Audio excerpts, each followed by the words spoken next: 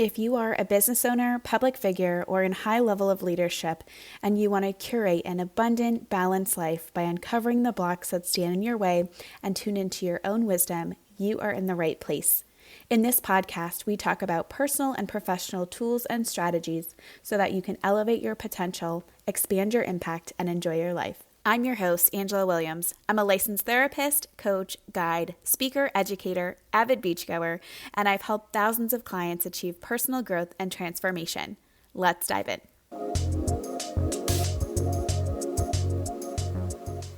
Hey everyone, welcome back to the show. I am so excited. Today we have a wonderful guest. I am so pleased to introduce to you Dr. Julia Colangelo. She's an Ivy League professor, speaker, flow researcher, private thought partner, and coach to celebrities, public figures, and thought leaders, and mom to two awesome kids on Maui. Dr. Julia has also been my personal guide and mentor and coach and friend, and I just love her energy. I love her spirit, her soul. If you can really just imagine just this brightest light, this most amazing human, it is her, and I'm so grateful to have her on the show today. We share so many amazing and similar pieces in our story. We both come from the social work world. We both, had our own challenges with burnout. We both have found a way to move forward with our gifts. And I'm really excited for her to share more about herself and what she does in the world today. So welcome. Thank you so much for being here, Dr. Julia. Thank you so much, Angela. I'm so excited to be here. You are such a gift. And for anyone listening who doesn't know Angela, you're missing out. And I want to encourage that if you're listening to this podcast, if you're a part of Angela's community, if you're a part of my community, get to know Angela. Angela has such a gift in being able to reflect one's wisdom and actually change a thought pattern that you might be just ruminating on and stuck on. And it might be a sticking point personally or professionally, that you actually can work with Angela to unwind it, unwrap it, untangle it, and create a whole new pathway forward in just one session. I think that that's so, we don't talk about it enough because you and I, Angela, we're both thought leaders and subject matter experts. We're trained in similar disciplines, and then we currently are in slightly different industries, and we work with similar leaders that are just rising, that are creative, that are intuitive. And again, I think it's easy for when we have a gift for it to kind of just like blend in. But I just want to reflect to you that you have such a gift of helping someone quickly change and sort of upend this thought pattern that might be holding them back, that they might be aware of, or they might not even be aware of. So I want to celebrate that. And again, if you're in either of our communities, this is a good reminder to dig a little deeper, look for an expert who can really offer you the tools to allow your wisdom to shine. And again, I think, Angela, you just have such a gift, seeing all of the amazing work you accompany your clients on their journeys with, just being your friend and colleague, and seeing you flourish over the last couple of years has just been incredible. Thank you so much. See y'all, there is so much love here. I'm glad you get to witness it in our conversation today, but truly just so blessed to be connected to this wonderful person. I would love for you, if you're okay with sharing your journey, where you started and where you are now and how you got there. Tell us more about your Bigger, Braver Life journey. Yeah, so I think a big part of my Bigger, Braver Life has happened in just the last few years. And I always credit giving birth to my first daughter. I have two daughters, and my oldest is 4.5, and she's just, having her changed everything for me. And I did not expect that. And her middle name means brave, and she always teaches me to be brave, to do things differently, to be courageous. And I was definitely typical, kind of burnt out social worker, but I had this narrative. I know you and I talk a lot about thought patterns and narratives. I had this narrative in my mind because of all the messaging and, different experiences from my upbringing that, you get a job, then you get another job, or you stay at a job for a long time. You work hard for that pension and the benefits and the paid maternity leave. And one of my narratives was, okay, have a paid maternity leave. And so I simultaneously I had 3 jobs until I gave birth. I had a full-time job where I was making, very little money. I had my small business where I was making already almost double the income of my full-time job in just 10 hours a week or less versus the 50 hours or so at my agency job. And I loved being a school social worker. I was a school social worker, and I ran a mental health clinic in a public school in New York City. And I also was teaching at Columbia University online and in person. I've been doing that for almost 7 years. So I loved all of my roles. And there was this idea that even though from a numbers standpoint, even an energy standpoint, maybe it was time to let go of my full-time job, there was a narrative for me of, doing the right thing means staying at a place with benefits and, where you can easily kind of, save for retirement and have this paid leave. So I would say one of the bigger, braver things I did was make the decision to leave that. And I mean, my first thoughts upon having my daughter, I'm in the, this is minutes as she's born / right after she's born. I just remember repeating to myself, I will never go back to the way things were. And the next sentence was, I'm never going to work full time again. And who, never say never, but I joke that I'm on sort of this, full-time maternity leave. I've been on maternity leave for 4.5 years, and now I've had a second kid. And I think that was so bold and brave and big of me, because everyone is actually shocked when I resigned, right? It was this dream job at just a beautiful mindfulness public school in Manhattan. So I would say just making that decision, like feeling it from my body, my heart, amidst this life change, that things were never going to be the same, and I was committed to doing things differently, was a big part of my bigger, bolder, life. And I've had to make those decisions again and again. And, now 4.5 years later, I look back, and even though there are more activities going on and, different communities that we're going to be plugging into in the fall, for each of our daughters, there's this feeling like, I did right by myself. I did right by my family, even though it was so scary and uncomfortable in that, saying goodbye to that. And it was totally the right decision. Yeah, thank you so much for sharing that. And, as of this recording, right, I am in the 3rd trimester of my pregnancy. And so, hearing those things and even just the private guidance that I've got from you, it's so helpful to just give ourselves permission to do the things that feel good to us, and not just feel good in a way that's like a quick fix or like, in the moment, but like things that are really going to benefit us now and long term. Something that you helped me do too is really reframe, hey, this is a season for you, and it's going to be different, and it's okay that it's different, and you're going to want to do things differently, especially when baby comes. And so, I've already been navigating, and I'll probably speak more about this, but navigating, just riding the energy waves of what pregnancy has brought, and what is that going to look like after I give birth to a baby. So those are a lot of really relevant, salient points, especially for me right now. And for those of you listening, if you're kind of in that same space, this is a really great, I think story to kind of learn from. It's how do we do right by ourselves and our families and the things that we want. And one of the thoughts I had when I was kind of in a burnout cycle working in a social work environment is like, how am I supposed to like be pregnant with all of the stress? Like, how am I supposed to carry a child with all of the stress? Right. So it's like, these things are real and they come up, and we have to really figure out like, what are we going to do for ourselves and our health with that? So I really appreciate you sharing that for me and for other people. I think that's so helpful. I'd love for you to tell us a little bit more about flow. So flow is Dr. Julia's brand. So she's got the podcast, right?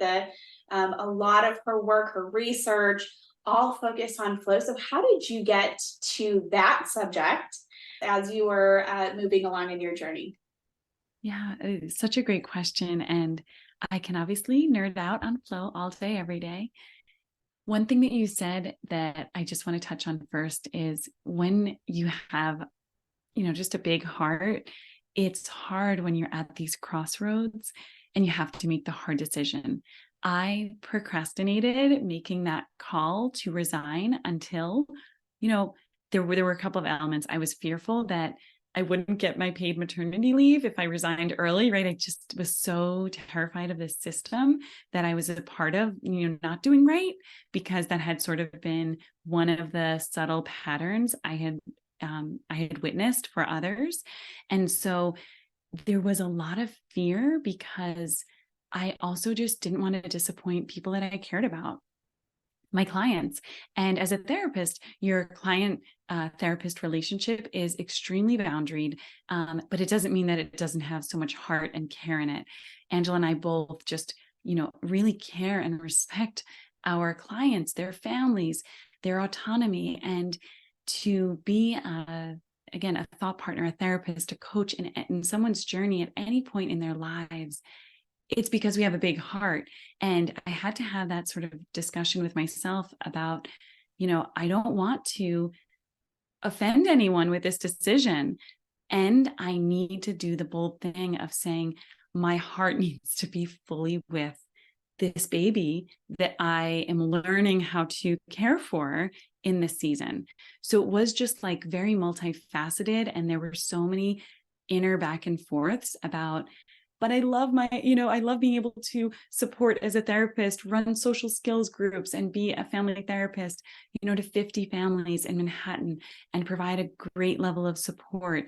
I love being able to have this private practice and do this. I love being able to speak and consult. And right now, like, loving myself means allowing myself to flourish with this baby and to learn all those hard lessons, like myself, and like trial and error. And so I'm just saying that in case anyone's at a crossroads where you're saying, how do I make the hard decision when I want to do all the things? It's like, be where your feet are, make the decision with where your heart is most aligned.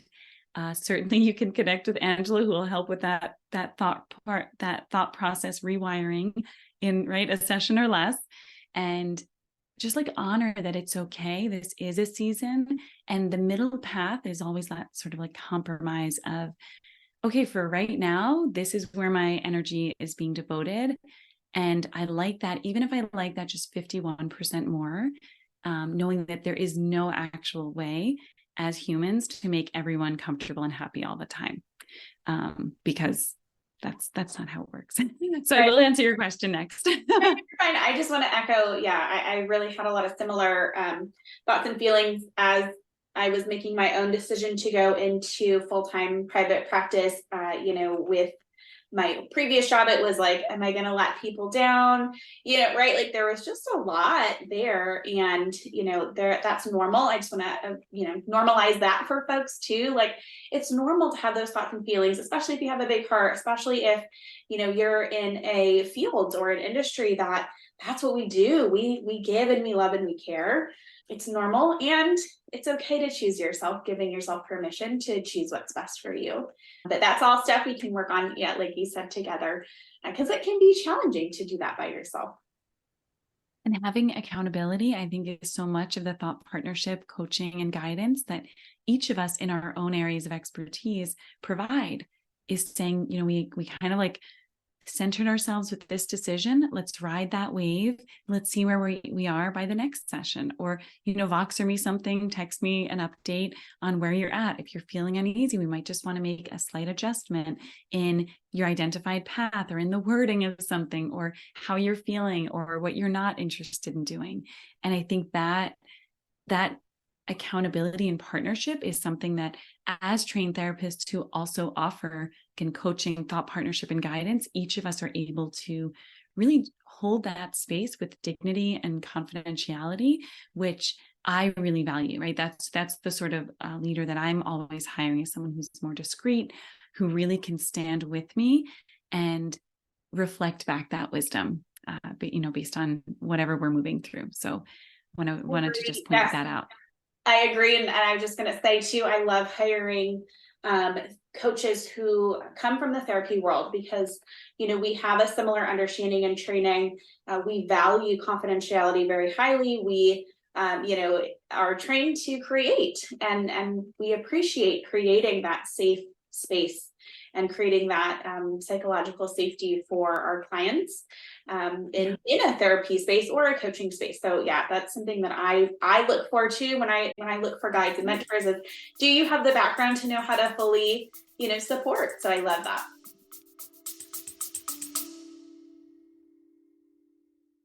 Are you a high-achieving female leader ready to break through your success ceiling? I would love to invite you to join the Aligned Leaders Circle, a warm, welcoming space where ambitious and smart female leaders come together to grow. This isn't just about developing your leadership skills. It's about aligning your mindset, emotions, and body wisdom so you can lead with greater ease and purpose. In this exclusive community, you'll experience real transformations, gain deep self-awareness, and connect with women who are committed to thriving. If you're ready to go beyond your limits in a safe, collaborative environment, visit angelamarie.co/individuals to join us at Founders Rates for a limited time only. Now, back to the show. Yeah. And so flow is something that is within you. If you were to Google flow, you are going to see so much information on, peak performance and, almost functioning at a superhuman level. And I'm not saying that that's not what you should seek. You can go after whatever you want. What I focus on in my research in flow is sustainable and regenerative flow, which means it comes in and it doesn't just disappear and go out the door. It stays within you, and it's something that you can tap into to ride. And, I'm a surfer, so it's like surf the waves of life, of your emotions, of your life experiences, of different dynamics within relationships. And as you're riding and kind of soaring within your professional status, and as a public figure, as you're entering a whole new sphere publicly, being known in a different way, in a very public way. And so I describe flow as that mental state where, again, effortlessly and easily, you are in your true congruence with who you are and who you're ready to become at the same time. When we talk about flow states, there are lots of different ways that you can imagine and play with flow. So there's a micro flow state. And a good example of that is a dynamic conversation over coffee, where maybe you're not getting fully immersed in the moment, but you're leaving that conversation saying, wow, like we just hit it off. And, my friend and I, we just had so much to share and celebrate. And there was that reciprocity, and that energy was flowing. And you are in a micro flow state, but you're also, conscious of the moment. Maybe you're looking at your watch, you've got something else to head to. So you're not fully immersed. And then as we kind of build from that, there are group flow states. Angela and I are in one right now, recording this podcast. We're like feeding off of each other's positive energy. We're both feeling creative and intuitive right now. So again, maybe we're both sort of losing track of time. We're immersed, we're energized, and that's what we're seeking, right? We're enjoying this moment in partnership as friends, as colleagues. Then there are other states of flow that are, again, this integrated and regenerative flow, where what activates your flow. You also know what blocks it.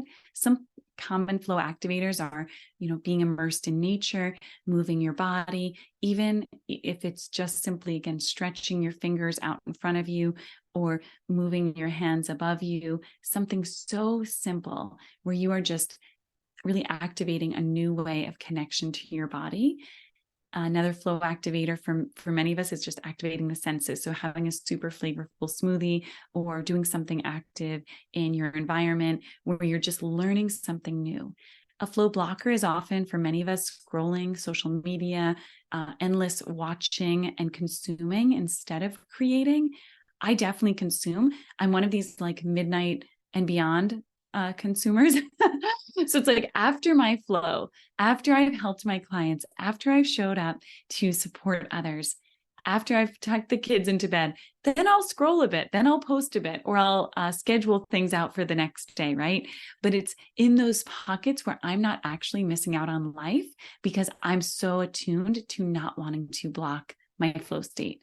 And when you're in flow, it's just, again, it's effortless, but there is this sense that you are moving in the right direction. A lot of people confuse flow and flow states with going with the flow. Going with the flow is great if you're in a, in a season of grief, if you're moving through a trauma, if there's a heaviness, if you need to be on autopilot, you've got to go with the flow. You've got to just move and hope that the wind and the waves take you in the right direction, or at least don't bring you backwards. But if you live your whole life just going with the flow, you don't have your sense of autonomy and power and presence, which is why when you actually activate your own flow state, you're entering a flow channel. That means you're challenging yourself, not too much, but also not too little to plateau.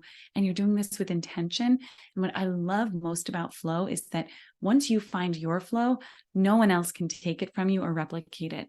I would say every day, the more I rise in my thought leadership, and as one of the few women within the flow research field, there are people, that are trying to perhaps mimic or notice what I'm doing and try to replicate. But because I'm honoring my truest zone of genius, my flow channel, no one can replicate it. And so a lot of my own fears are, dissipate, and my insecurities, my compare and despair are not as forefront in my brain or in my mind, really because I know I trust myself. And so that took a lot of repetition. And I started this research back in undergrad. I was taking ceramics class. I was understanding flow as I was completing my social work degree at NYU. And then it just continued. A lot of times, and really lately, I've been reflecting on flow began for me as faith. I was going through a hard time and I just knew there was another way. And so for me, it was like faith that I didn't need to figure it out, that there was a power greater than me. For some of us, that might be spirit, God, universe, whatever you call it or them, or whatever's greater than you. For me, that has been just such a cornerstone for me to center in, like, wow, if I have faith, like that's going to be such a key in the lock to honoring my full essence. So, I think that, and that's because similar to, burnout and understanding that I was so out of flow, that led me to, desire to learn as much as I could about flow. Sometimes people mistakenly think that, oh, like you're just so in flow, that's why you research this. Yes, because I was so out of flow for so long and in different periods of time in different areas. Even just recently, I was feeling out of flow with social media. And so I was like, well, good thing I'm not feeling out of flow with parenting or with writing or with coaching clients. There's always going to be, some people will tell you every single area of your life can be congruent. I have not seen that to be true. And it's perhaps because, again, I do a lot of stay-at-home parenting. I've got different caregiving roles of older adults in my life, of the children as well, and my own health. But I believe that there's always going to be, a little like 5 to 10% that's going to be just hard. And without that, I think many of us would be, would actually stay plateaued or would not really like feel centered and grounded in real life. So although those troubling times, that 5 to 10 to sometimes up to 20 or 50% can feel really hard, I think it helps inform us and humanize us. So that's where, if you were to Google flow, you might get one answer. And this is sort of where I diverge in my research. Thank you so much. That's a beautiful, that was a quick summary, y'all.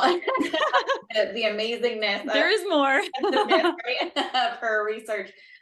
So I've been able to partner with Dr. Julia in many of her offerings. So she she has a podcast now, but she had a private podcast that really walked us through a lot of the steps, going deeper into the different phases of flow, which was very helpful. This has been such a helpful piece for me as I identify as a creative person.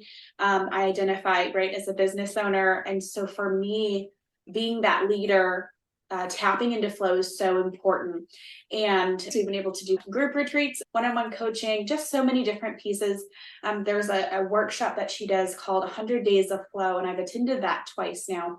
And oh my gosh, talk about focused mindfulness and intentionality. That is so helpful. So if you ever need that refresh, and she's offering that, please check it out. I highly recommend. But what I wanted to point out here is that getting into flow has been so important for me to keep the faith, like you said, because when we are feeling the challenges, life is lifing, right? That's kind of what I say. Life will be lifing no matter how much flow you're in or whatever, right? Like still other circumstances come in without our control over them, right?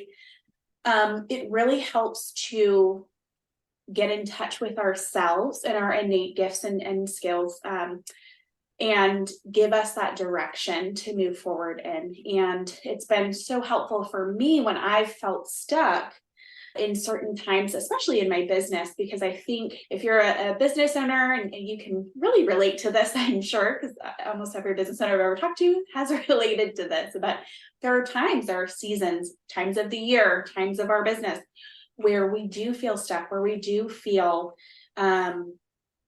like the stuff isn't working. And it's easy to, when we don't have the things that work, get into our narratives, get into our stories, get into personal stuff about us that may or may not apply here, right? So I think flow is one of those pieces that helps in so many different ways, getting into that, understanding that. I know how to spark my flow. I know it blocks my flow now. So helpful. And the other piece to this is where I think we have some really great overlap in the work that we both do, is that when flow blockers come up, that can be our old stuff, our old stories. I don't know if you agree with that, Dr. Julia, but if you feel free to chime in. But I think for me, some of the stuff that comes up that's a flow blocker is when I am taking things personally, or, old stories pop up or old memories pop up that live in our body, that live in our brain. And that is the work that I do, is to help you understand that narrative and really address it so that you can switch the direction of that story, that narrative, rewrite that, and truly embody the beliefs that you want to believe and feel going forward. So, for example, if we have something that happened to us in the past where we might not feel good enough, right? That can pop up in our business and our life. And then that can, right, kind of spiral. And then that makes us, not want to do the thing, or we feel like crap, or right, blocks our flow. And so we work together to identify that and change that narrative, change the direction, and truly feel, hey, I'm more than good enough. I got this, right? Confidently moving forward. So yeah, any thoughts on that, Dr. Julia? No, I think that that's a critical piece that a lot of people skip over. And this season, this summer, when we're recording this, there have been a lot of requests for, how to keep it simpler, how to keep it more easeful. And if you skip that part that you support clients with, it's going to keep coming up. And it's not going to flow and be easeful. So it kind of is like this preliminary step. And then secondary step, as you're deepening into your flow, as you're in your flow creatively, as you're scaling your business, or as you're rising in the public sphere as a thought leader, as a celebrity, that you're going to see those bubble up and you want to be able to troubleshoot them. Some of the ways that I do that are working with different coaches. I think Angela's example of just like being able to troubleshoot it along your pathway of rising success is really helpful to imagine, again, like something bubbling up, troubleshoot it, bubbling up, troubleshoot it. And then you get to stay in your zone of genius, and you don't, as I often say, like, you don't let the outside world and energy infiltrate your flow channel. You're aware of it. You know it could bring you down. You know it could block you, but sustaining that support. And that's why, like, many of my clients, we work together one-on-one, one-off session, one-off retreat, and then we have these benchmarks throughout for years to come. And I know that's the same with you for your clients, because different waves will bring up different questions, or will bring up those same reactions again and again. And we want to lighten the load. And that's how, in each of our ways of supporting you, you're able to feel it less intensely, less like at the forefront of your brain and heart. And that, again, creates this regenerative flow state. And that's why, again, we're not ever wanting you to run from or hide or pretend like that 10 to 50% of heaviness doesn't exist. In fact, again, I feel like it's a great teacher. It humanizes us. Anyone who pretends like it's all perfect all the time, I'm certainly not buying from them. I'm not paying attention. I'm, in fact, very skeptical. I want to see the real. And we also want to address that humanity and that humanness, especially if it's causing us discomfort or stress, or overwhelm. And I think one last point is, when you're thinking about finding your flow, try to tap into something visual that excites you. It could be, for those of you that are business owners, imagining yourself sitting across from an ideal client. There's something visually I put on my vision board just about 6 months ago at this point, and almost the exact visual, it was sort of like cartoon of just me and a person sitting, two women at a cafe sitting. The exact situation happened visually if I were like a fly on a wall in a cafe with an A-list celebrity that I've supported, again, for these sort of like ongoing flow sessions as needed. And it didn't occur to me well after, but it was this visual of, like, sometimes I'm in my flow one-on-one, just like you and I are seated here, Angela, one-on-one, just the two of us having this conversation and being with each other in this moment. When there's so much else that's a pressure, that's like pushing on us, that is awaiting in our inboxes, perhaps, these moments matter. And so if you're not sure where to start, just have a visual, because prepare for those miracles to unfold, prepare for something just outstanding and miraculous to happen. And what's cool in your flow is, like, allow the nerves to be a teacher, allow yourself to be nervous and uncentered. I remember I was sweating. I was, worried. I'm like, okay, is this the right setup? Is this confidential enough?